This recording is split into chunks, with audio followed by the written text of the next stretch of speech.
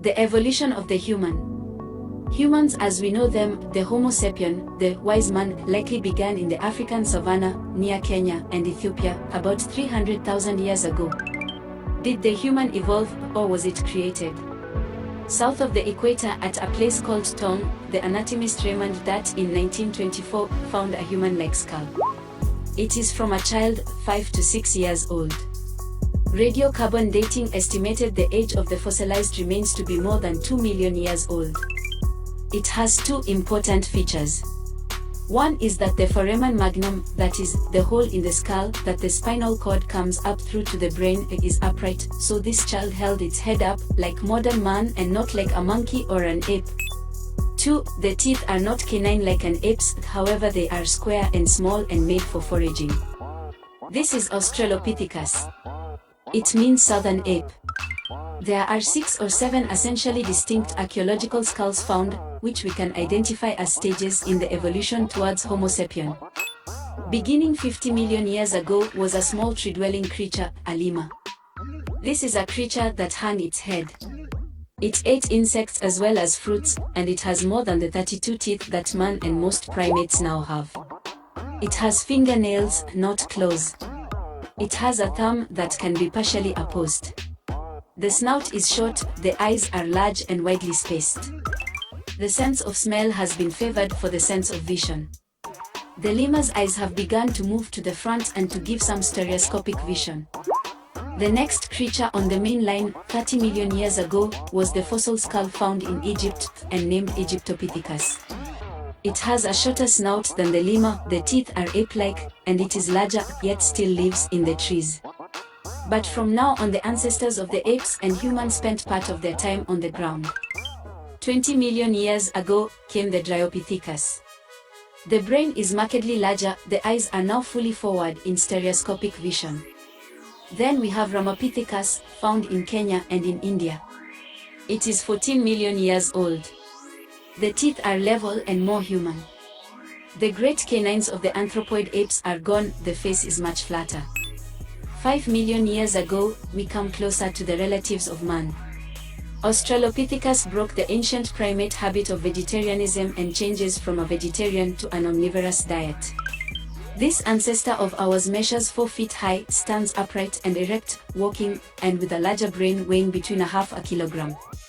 2 million years ago Australopithecus made rudimentary stone tools. They were held in a simple way, by pressing its thick end against the palm of the hand in a power grip. The ancestors of man had a short thumb, and therefore could not manipulate very delicately, but could use the power grip. It's a meat-eater's tool to strike and to cut. 1 million years ago appears Homo erectus. This species spreads far beyond Africa. The classical find of Homo erectus was in fact made in China. This is speaking man, about 400,000 years old, and he is the first creature that certainly used fire. The next successor that we know best is Neanderthal man, but man is not directly descended from this subspecies. The Neanderthal had a 3-pound brain, as large as a modern man, a more robust build and proportionally shorter limbs. Finally, our species spread from Africa during only the last 60,000 years, and replaced other human lines such as the Neanderthals. This replacement happened through conflict and competition.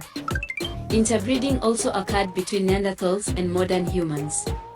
Around 1 to 4% of genomes of Eurasians, Australomelanesians, Native Americans, and North Africans is of Neanderthal ancestry, while the inhabitants of sub-Saharan Africa have no detectable Neanderthal ancestry. The change from a vegetarian to an omnivorous diet, once made by Australopithecus, persisted in Homo erectus, Neanderthal man, and Homo sapiens. The family of man ate some meat, small animals at first, larger ones later. Meat is a more concentrated protein than plant, and eating meat cuts down time spent eating by 2/3. A slow creature like man learned how to hunt. Hunting requires conscious planning and organization by means of language, as well as special weapons. The hunt is a communal undertaking requiring language. Nomadic hunter-gathering could not support a growing population in one place. The choice for these early hunters was to starve or move. Migrations of early man began. By 1 million years ago, they were in North Africa. By 700,000 years ago, they were in Java. By 400,000 years ago, they had fanned out and marched north to China in the east and Europe in the west. Early man, Homo erectus, moved north just after the climate there was turning to ice. A sequence of 3 separate ice ages began. The first was past its fiercest when Peking man lived in caves 400,000 years ago. Fire use is found in those caves for the first time. After the second ice age, over 200,000 years ago, Neanderthal man with a bigger brain appears.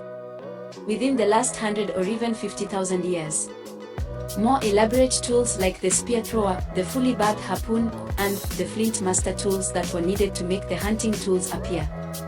The ice ages forced the species to depend less on plants and more on animals. During this period, early humans spread as they followed herds of animals to survive. There were wandering migrations, a more nomadic lifestyle. The only people that still live in this way are the Lapps. There are 30,000 Lapp people and 300,000 reindeer. The herds go on their own migration across the fjords from one icy pasture of lichen to another, and the Lapps go with them. But the Lapps are not herdsmen, they do not control the reindeer, they have not domesticated it.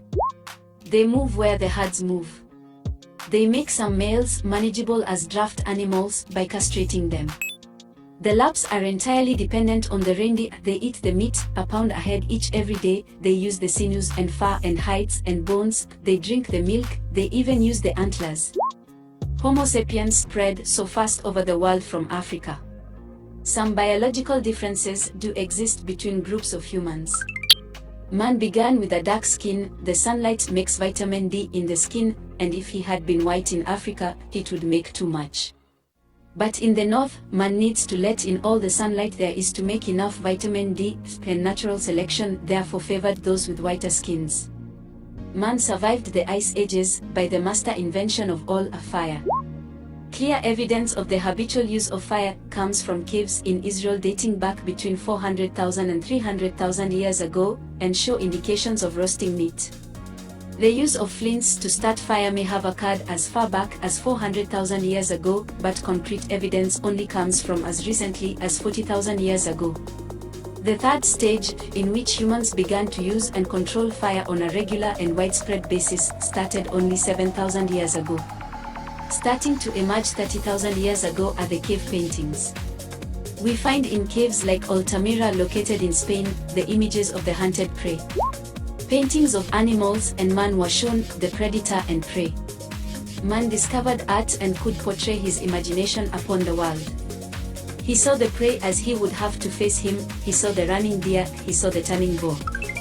The cave paintings recreate the hunter's way of life. So ends our entertainment. Please ponder your history. Subscribe for more content. Thanks.